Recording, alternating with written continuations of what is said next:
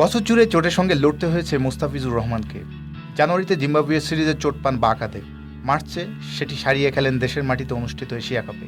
কিন্তু আবারও চোটে থেমে গেল মুস্তাফিজের যাত্রা। এবার চোটটা পান ডান পাজরে। এই চোট সারিয়ে টি-20 বিশ্বকাপে ফিরতে বেশ দেরি হয়ে গেল তার।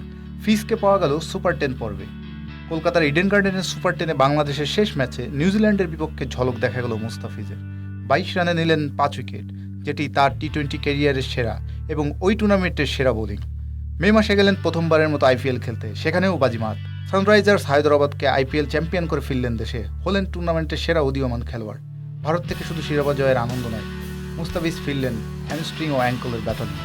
আবারও পুনর্বাসন প্রক্রিয়া শুরু হলো 21 বছর বয়সী পেসার। জুলাইয়ের শেষ সপ্তাহে ফিট হয়ে মুস্তাফিজ উড়াল দিলেন ইংল্যান্ডে। সাসেক্সের হয়ে ন্যাটওয়েস্ট টি-20 ব্লাস্টের শুরুটাও হলো তার দুর্দান্ত। এসেক্সের বিপক্ষে পেলেন 23 রানে 4 উইকেট। 2 ম্যাচে খেলেই আবারও চোট। এবার চোটটা তার বাঁ কাঁধে। কাঁধের চোট সারতে যেতে হলো শল্যবিদের ছুরির নিচে। তার অস্ত্রোপচার হলো লন্ডনের কেনসিংটনের বুপা কমওয়েল হাসপাতালের শল্যবিদ অ্যান্ড্রু ওয়ালসের অধীনে। গিয়েছিলেন ইংল্যান্ডে খেলতে, সেখান থেকে ফিরলেন অস্ত্রোপচার দিয়ে। হাসপাতাল, চিকিৎসক, ট্রেনার, ফিজিওদের সঙ্গেই বছরের বেশিরভাগ সময়টা কেটেছে মুস্তাফিজের। চোট সারিয়ে জাতীয় দলে ফিরেছেন বছরের একেবারে শেষ দিকে। বছরের শেষ দিকে পেয়েছেন আরও একটি সুসংবাদ।